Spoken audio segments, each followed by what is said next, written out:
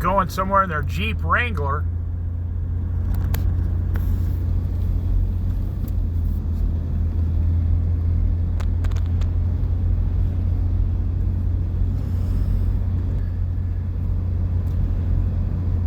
They just built that crosswalk like 10 years ago there.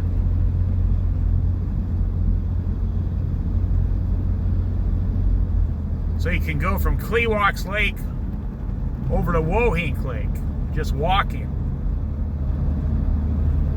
You know, back when the government used to spend money.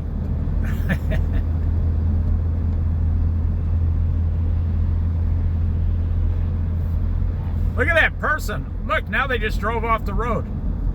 Whoa. They were living in their car. I'm not kidding. They had all their everything in their car. They were living in there. Not really shocking in today's society. I think people are becoming lazier, not more efficient. And I think it's because of like Uber and DoorDash. I was talking to a person who worked at a 7-Eleven, and they said people don't even have to come to 7-Eleven anymore. I said, what do you mean? She said, every time, she said 10 or 15 times a day, she said, I have to stop helping the customers in the store, and I have to start helping the Uber people, like they're a customer in line. I have to help them.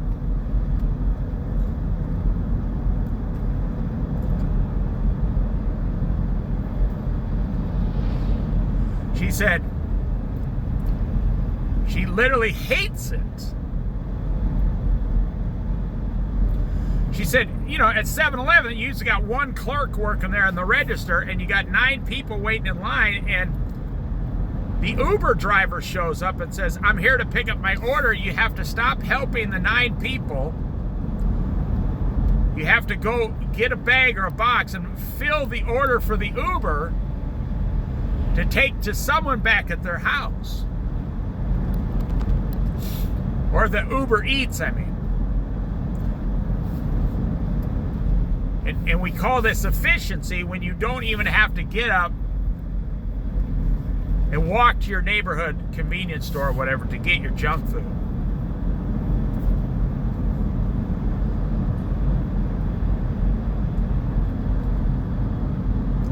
And what I'm saying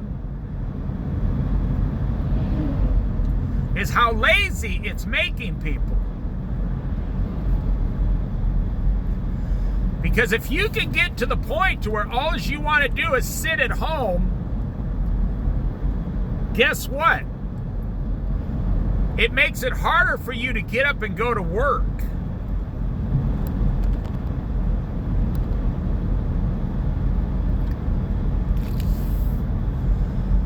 I know a person, I mean, not very well, but I talk to them once in a while.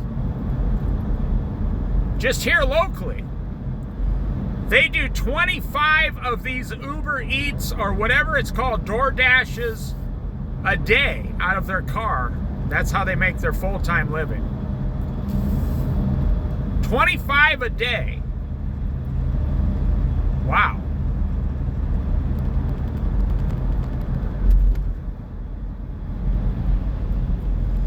Well, you see, it's kind of like spending a credit card.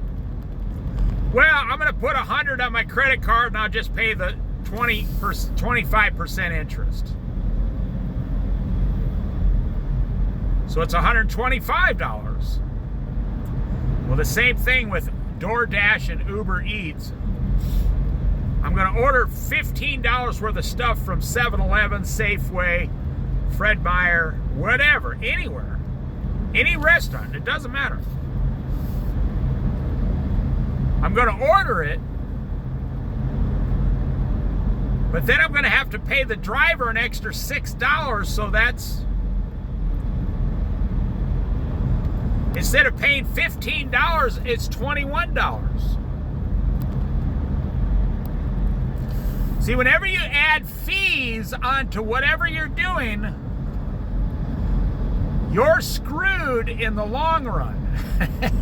That's the best way to make you understand the word screwed. You're literally screwed in the long run. If you have to give everybody a $5 bill every time you do something, you're spending like $2,500 a year on fees. Like if every time you go to a state park, it's $10. Every time you get Uber Eats, another $7. Every time you go to a restaurant, the tip, another $12.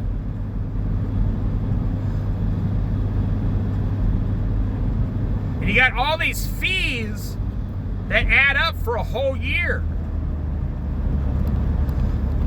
And then you say, well, at the end of the year, you say, where'd my money go? You say you spent $3,700 last year on fees and interest only. And that's if you don't own a house. That's just with small stuff. I had someone explain to me when I was a child, and I can't remember really who it was. I've had several people tell me, but I'm glad they explained it. They explained to me how pennies equal nickels, and nickels equal dimes, and dimes equal quarters, and quarters equal dollars, and dollars equal $5 bills, and so far and so far. And 25s, you have $25 bills, you have $100. Now that was a lot of money when you're 8 years old. There was a guy living in the woods back there in his car. He's been there for 4 months.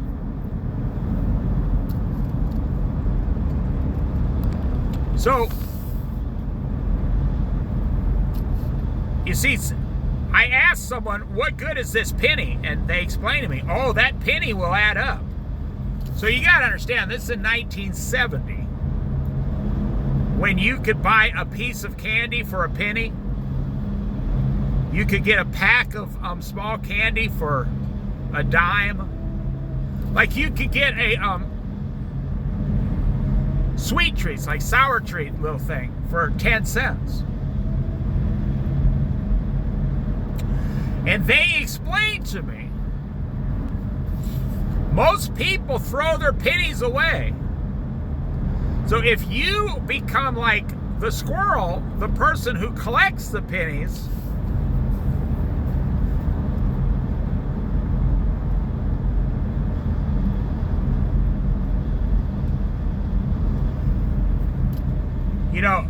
my generation had a coin change jar. You take your wallet out, and the change you have from paying. Now, that's going away because people don't pay cash today, so they don't get change.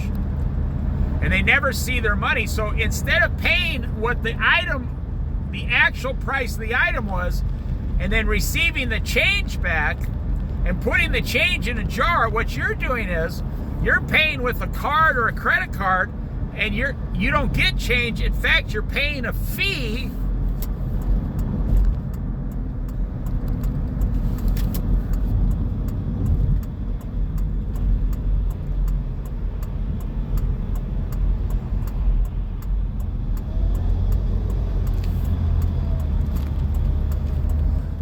So let's say I go to the store and I get 87 cents back, or 23 cents, or 61 cents. Once a day, and I put that in a jar every day for 365 days, that's the fees you're paying your card to use it. But I'm not paying that. I'm paying 99% of everything I get with cash. Cashola, baby. Cash on the barrelhead. For you younger people are like, what's he talking about? I don't understand a damn thing this guy's saying. I pay cash And every day I have a handful of change. And I put it in the jar. And then at the end of the year, so let's say it averages out to 50 cents a day. Sometimes it's more, sometimes it's less. We'll just say 50 cents. Well, at the end of the year, I go down to my bank, say I want to put this, I don't pay the Coinstar either. Don't give Coinstar 12% of your money. Open a bank account and they'll do it for free. Dippy dippy da da do. Come on, wake up, people. Use your brain. Stop giving your money to other people.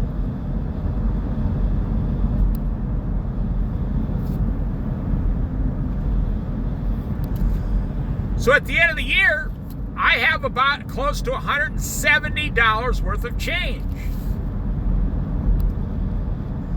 And I go to my bank once a year and I hand them this big, huge,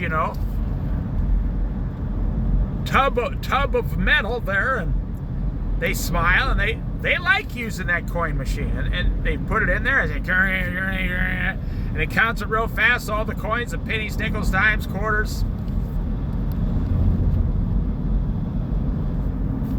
Even if you had any of those Sue Anthony beat dollars, they're only worth $1.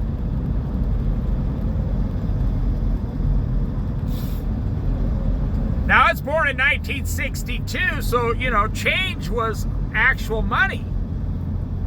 You could take your change out of your pocket and pay for, a 99-cent cheeseburger and fries and a drink for 99 cents. Today, $1 isn't worth much unless you know what to do with the dollar. Information, wisdom is more valuable than money today, because if you don't know what to do with the dollar bills and all your change and the $5 bills, then you don't have any wisdom, financial wisdom. I don't care if it's $35 a year, why would you give it away? Because that's really what you're doing. That's your $35. You could buy yourself something nice with that $35. You could buy your mom something nice. You could donate it to a food bank or a Christian mission or your Christian church. But instead, you're giving those fees, that $35 a year. Well, in this case, 50 cents a day, so 365 days, close to $170 a year.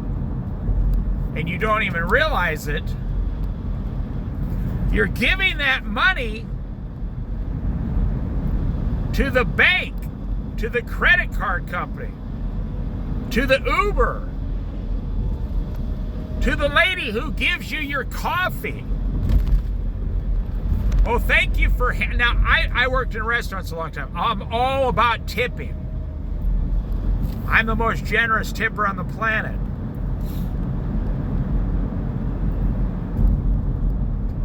But here, I did my job. I poured you a coffee, and I see young people. This was back when I drank coffee. I don't drink it anymore.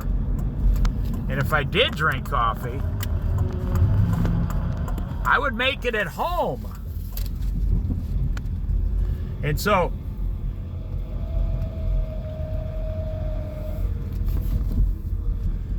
I see young people like, oh, just keep the change. The coffee's like $2.25 or $2.50 or $2.70. Or you go to Starbucks, it's almost like $3.80. It's crazy. It's just a bunch of cream and sugar. And the young person hands them a $5 bill and goes, oh, just keep the change.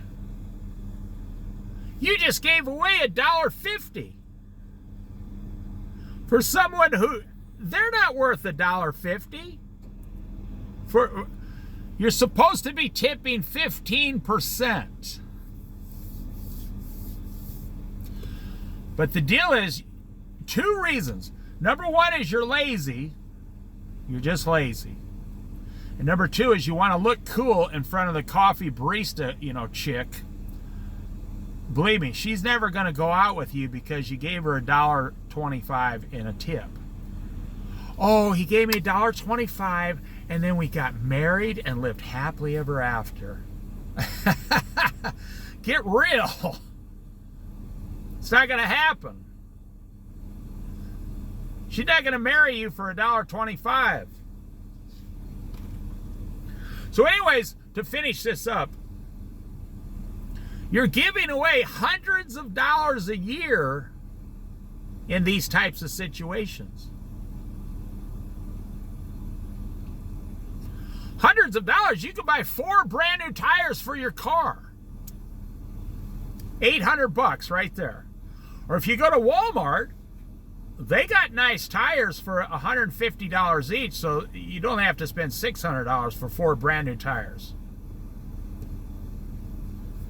And they install them for free. And sometimes they're on sale. How can they do that? Because when you go to the mechanic or the tire shop, that's all they sell.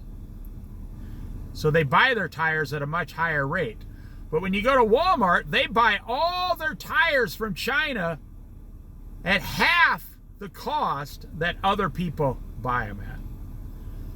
But it's almost the exact same tire. And when you get into this, now let me finish with this. When you get into, look at that beautiful lake this morning. When you get into saving, dimes equal dollars, when you get, it doesn't mean you're stingy. No, it means you went out to eat and you gave a 15% tip. If you got something for $20, if that's what you decided, then you gave 15% is $3. You didn't give $8 to look good. You gave $3 like you're supposed to. But when you really, really get into it,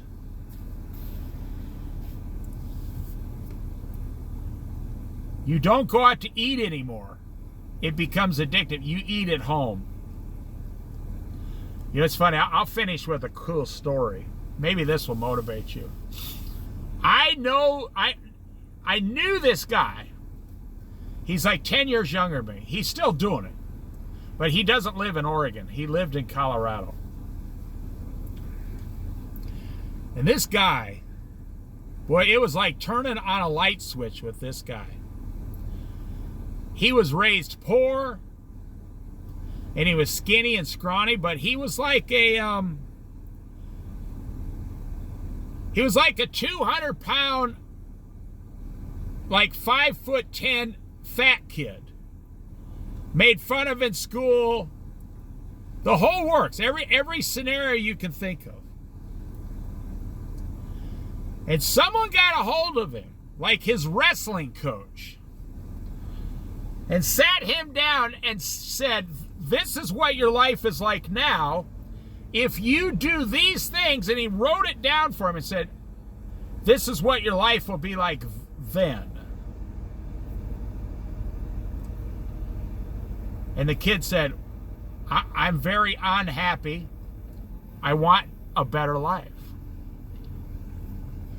So he started wrestling in high school. He was average because he was a big fat kid. But he started trimming down. He started going to the gym. Now, this guy is like, The Rock, Dwayne Johnson.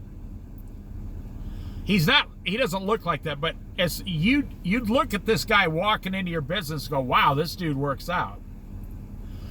So he's been working out for like 30 years now. But this guy,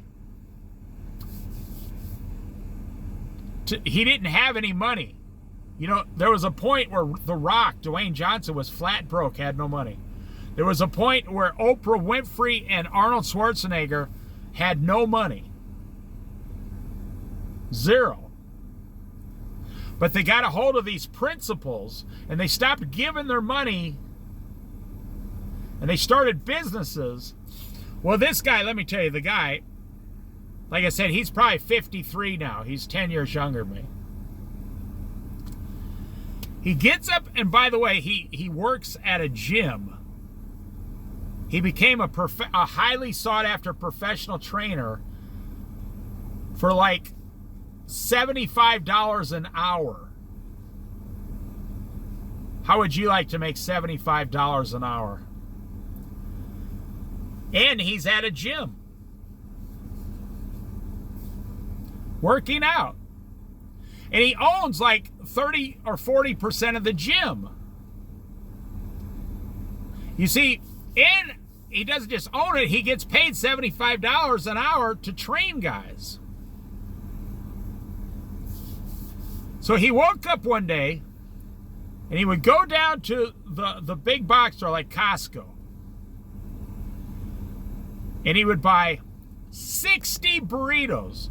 60 bean, beef, and cheese burritos. And he would take them home and he'd eat 2 of those a day. And then he'd buy like a dozen eggs a week, and he'd put them all in his freezer. He'd buy a dozen eggs a week, so he'd eat 2 burritos a day, 2 eggs a day. He'd buy like 3 gallons of milk, have a big glass of milk, and then he would, back when he didn't have any money, he would go down and buy like $100 in ramen noodles, and he would get up in the morning and run 3 miles while everybody else was sleeping. Come home, change, go straight to work down at the gym. Well, this was back when he just went to the gym. He didn't own part of the gym. I mean, he makes about $100,000 a year now going to the gym and hanging out. He makes $100 grand a year.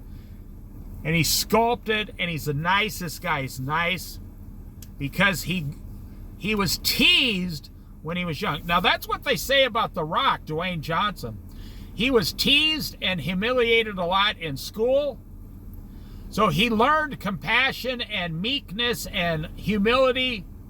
And now that he's got $10 trillion and he's the most famous guy on earth, he's still meek and compassionate and humble. That's what this guy I'm telling you about. He makes $100,000 a year. He used to be a nobody, fat, made fun of, teased, bullied. Well, they didn't really push him around because he was so fat, and now his whole life changed within 3 years. And he never went to college. He said, "Why do I have to go to college? I'm making $75 an hour." And he has guys seek him out about, those guys usually get like 20 hours a week training someone. Well, that's $1,500 a week, plus part of the gym he bought in 10 years later. So he gets another $1,500 a week from that. He lives on about $3,000 a week. That's incredible. How'd you like to be making $3,000 a week working out at the gym? And they got the gym set up. I mean, he takes like 6 weeks a year vacation. And he's got a wife and kids now, and he's very happy. And all he did was change the small, tiny little things like the nickels and the dimes and the pennies. If this guy was walking down the street today and he saw a couple pennies laying on the ground, he would bend over and pick them up and put them in his pocket and remember what it used to be like back in the day when he didn't have enough pennies to buy one of those, 69-cent frozen Costco burritos. Well, now he can do anything he wants. He has specialty foods, and he has it all specialized for his body, and he's had all the tests, and he works out a couple hours a day, but then he spends 2 or 3 hours a day helping other people. making 200, you know, he takes a couple days a week off and the other people come in and he's very happy. I mean, he's a millionaire now. He put all that money into investments over 30 years and he's probably worth a couple $1 million, maybe $2.5 million.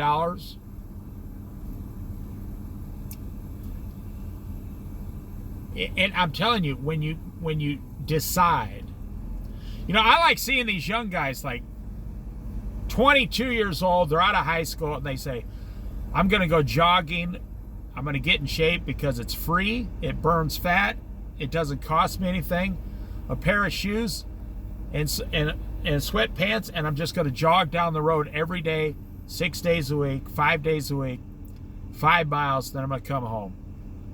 It changes everything about your life. See, when you stop giving away all your money, what you do is you start gaining back your time. You know, there's a saying, you can have time or you can have money, but you can't have both.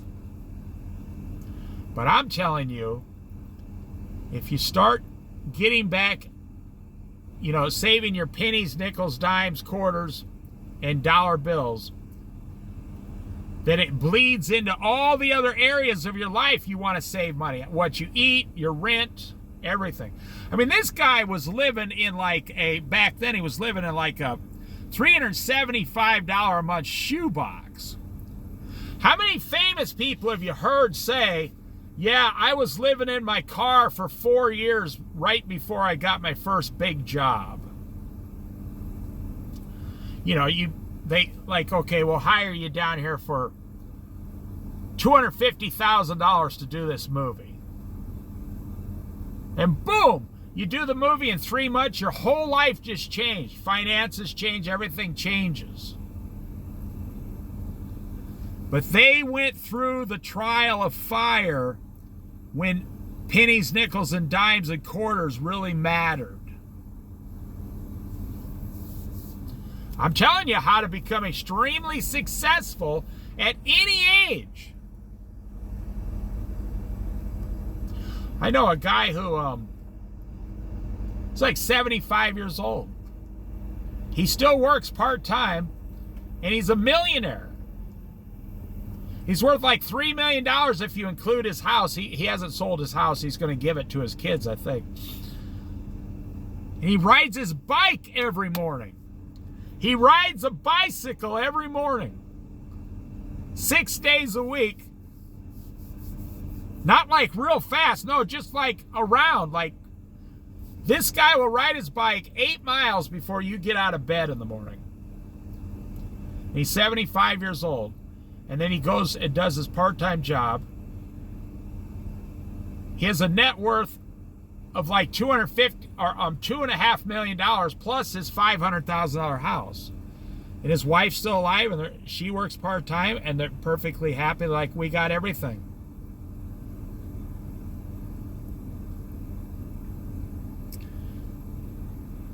And I see young people today, they're throwing their pennies, nickels, and dimes and quarters away, like, oh, this doesn't amount to anything.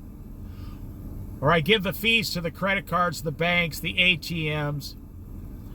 Or I spent double for this burrito because I didn't want to go home and put it in the microwave for 3 minutes.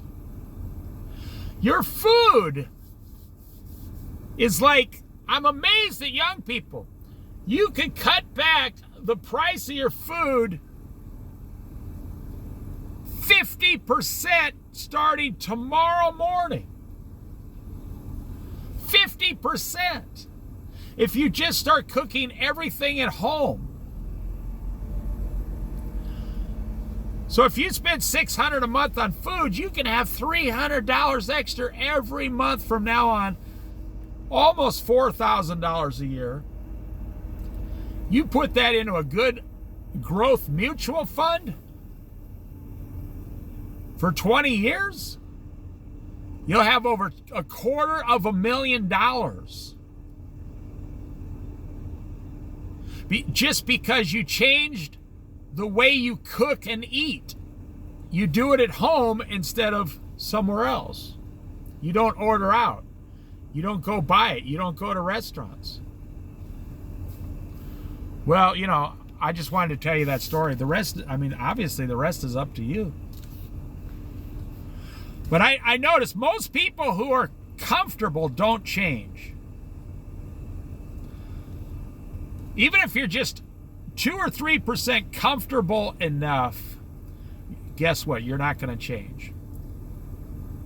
Most people won't. The people I see change don't have a choice. Those are the people that they need the dimes and nickels and quarters just to make it through the rest of the week, because they usually grow up extremely poor and their parents are poor and they didn't have a choice. Those are the people I see that make the changes because they don't have a choice. But people who have just enough, you know, there's a saying in an old Chinese book that I read. How will you defeat, it's not The Art of War. No, it's not that book. I read that book. It's not The Art of War.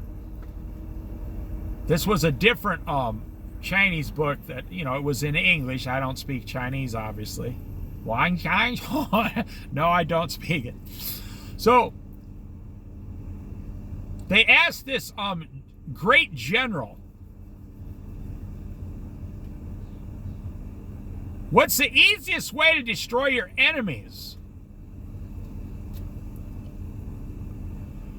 He said, be kind to them. Feed them. Give them housing and clothing. He said, give them just enough to where they depend upon me. And he said, and I would not even require them to do work.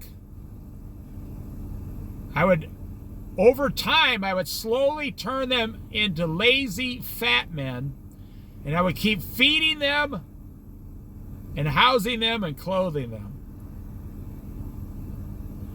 And he said, and then I defeated my enemy without ever having to go to one battle.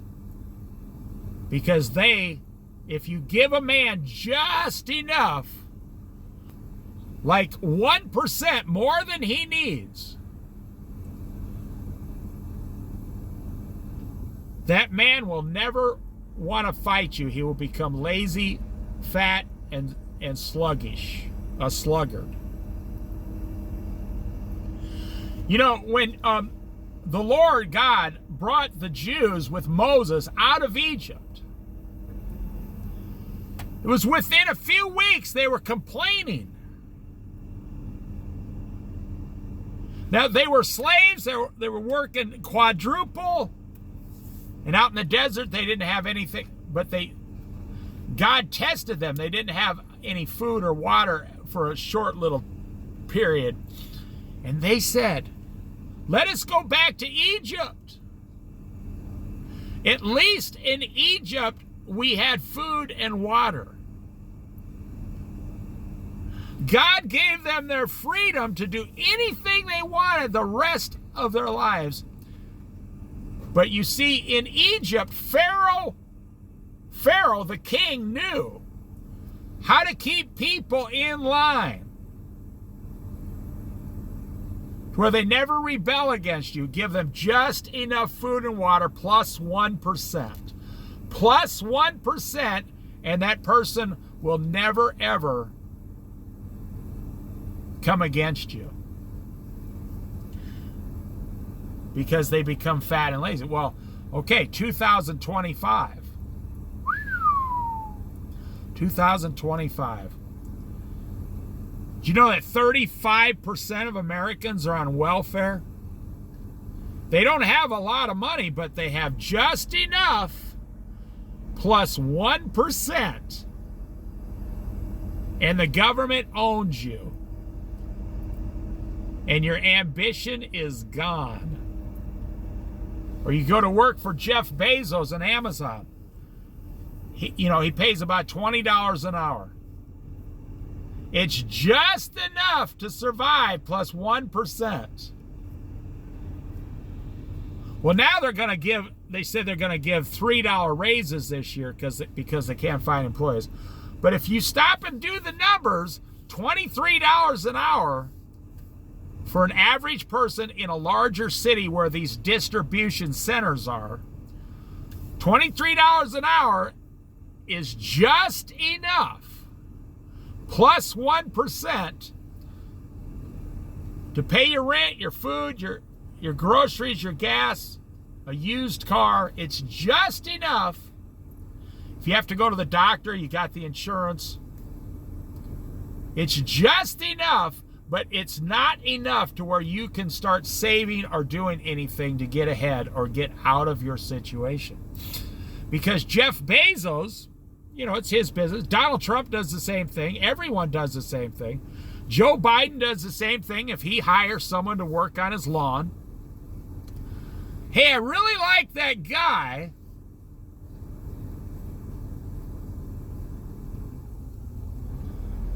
And I like the job he does, but if I give him too much money, he'll start his own company and leave.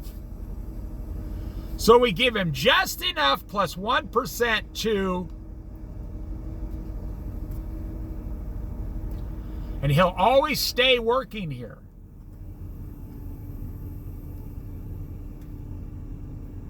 Yes. You see, you can be controlled. There's no doubt about it. And you are being controlled.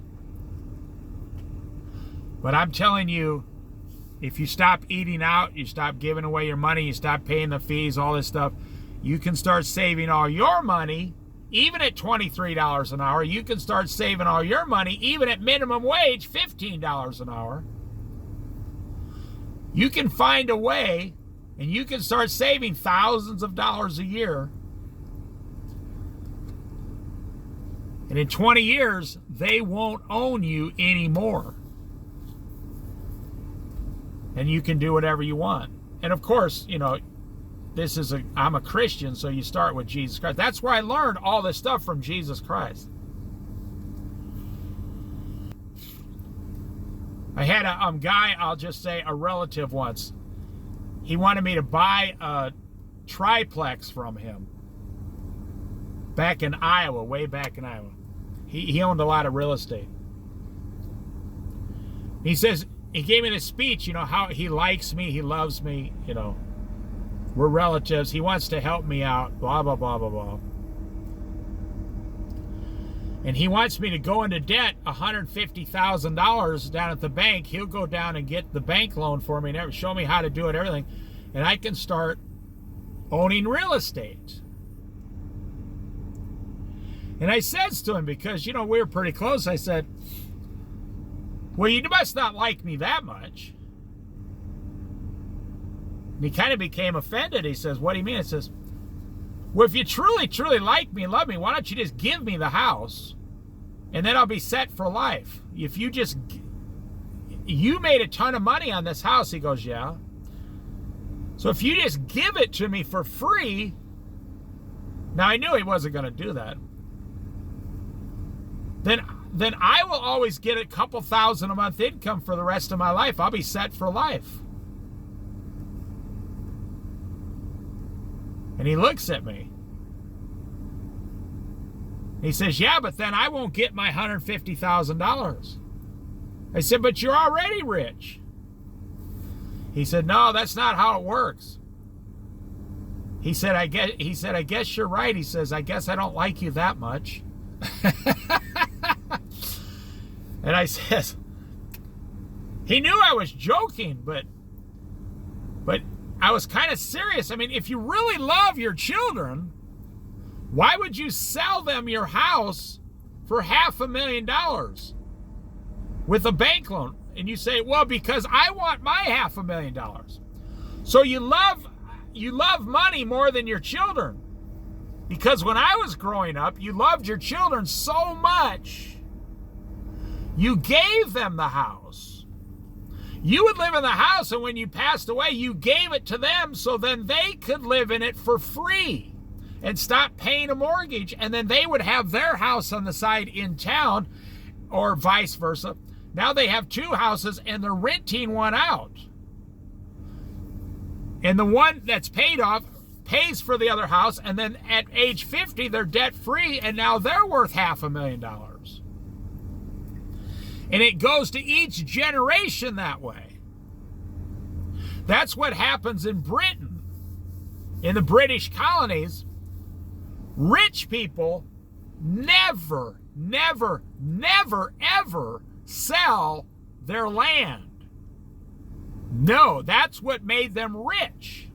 And then you had all the poor people working the little, plots of land, like the little 5-acre plots or 3-acre plots, and charging them rent. That's what made you a wealthy, aristocrat in 1750, 1850, 1910. That's what made you wealthy back then.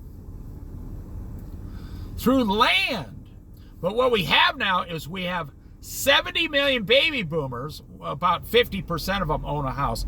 They're all going to sell. 35 million baby boomers are about to sell their house. They're about to sell their houses to complete and total strangers. Why would you do that? You have children right there. You could give the house to them. Well, but I want all the money. And I'll give them the money. You see, the house, Americans have it backwards.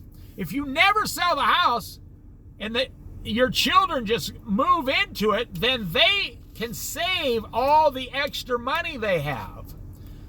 From age 50 to 70, they're saving all their money. They don't have to pay that $2,500 a month mortgage. You take the power away from the banks. But not today. No. I mean, you go over to England, they got, estates. E-S-T-A-T, estates. Big, huge land estates. They got people over there that still own castles. They got people over there that own 17 houses on land. And it was all, they didn't work for it. It was all handed down to them as a family heirloom.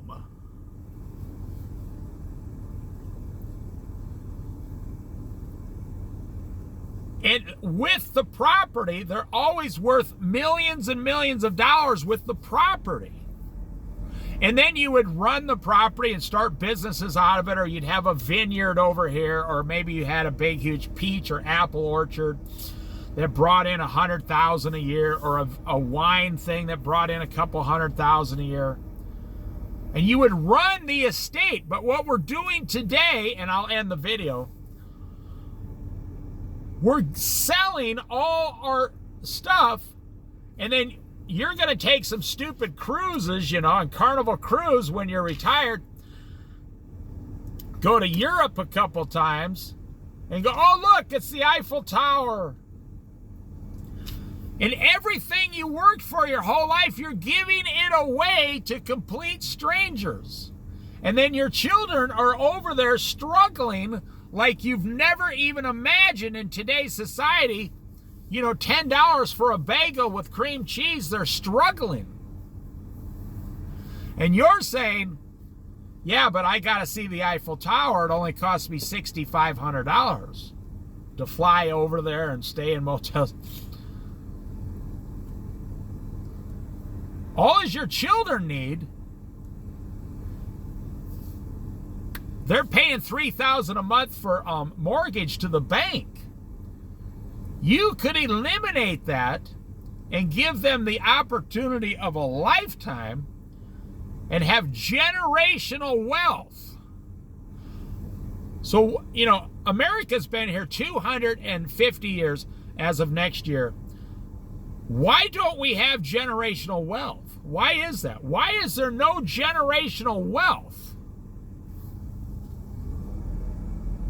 Think about it. Why?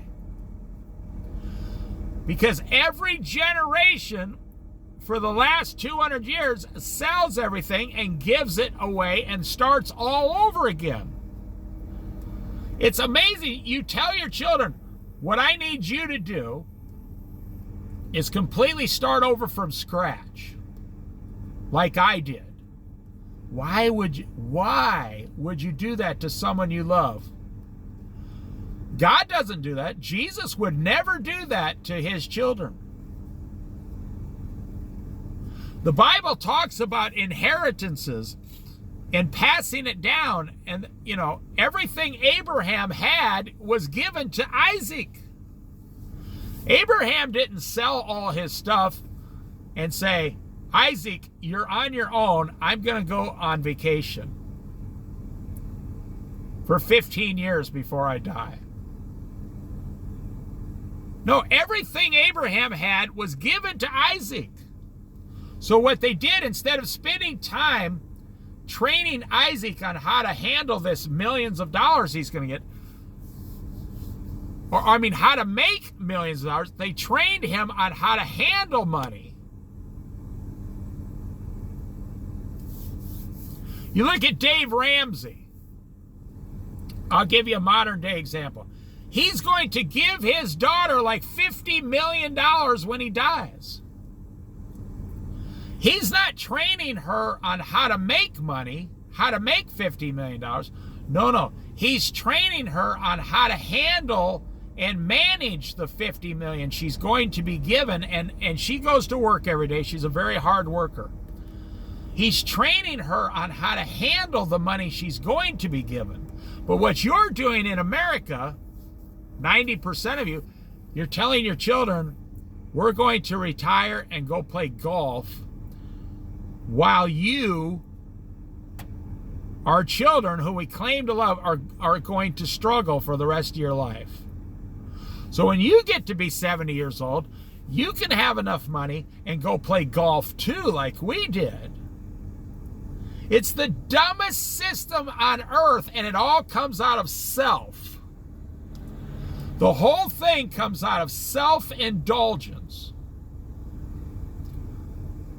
You're not making your children lazy.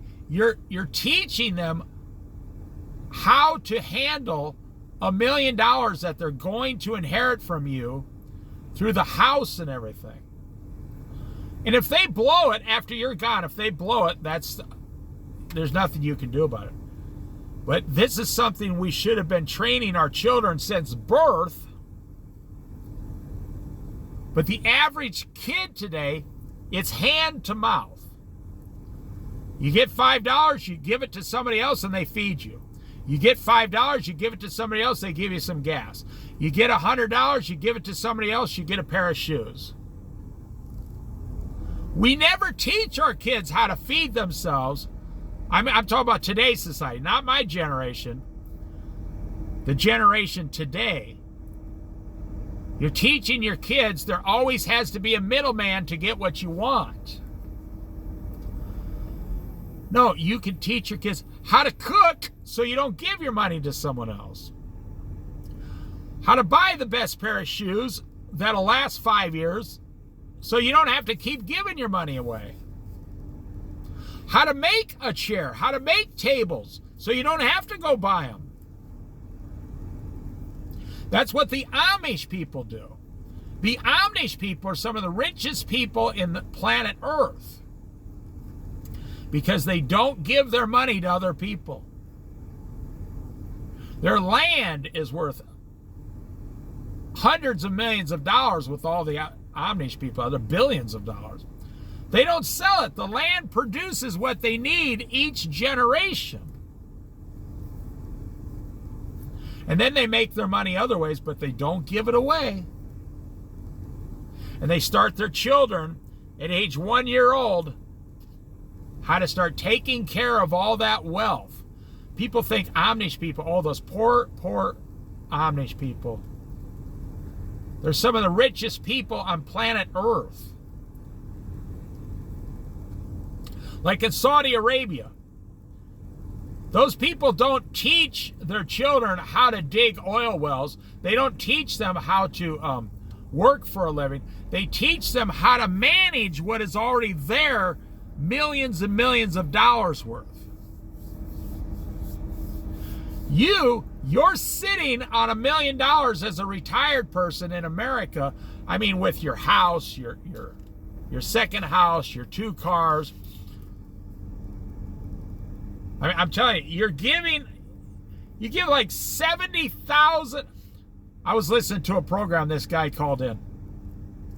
Him and his wife make 140,000 a year, and they're flat broke. They don't have enough money to live. Because one of their things was a $1,200 a month car payment. A $4,000 a month house payment. Well, they make 140,000 a year, but after tax it's only 110,000. They're broke. They're flat broke. There was another guy called in. Him and his wife make $400,000 a year. And he was calling a financial program for help. He said, well, I got like $500,000 in the bank. They said, how long have you been making $400,000 a year? He said, about 15 years. They said, you've made $400,000 a year for 15 years and you've only saved $500,000? The guy said, yeah, we spend everything. If I made $400,000 a year, I would be saving $350,000 a year. Every 10 years, I would have another $3.5 million plus the interest. So you'd have like $6 million every 10 years.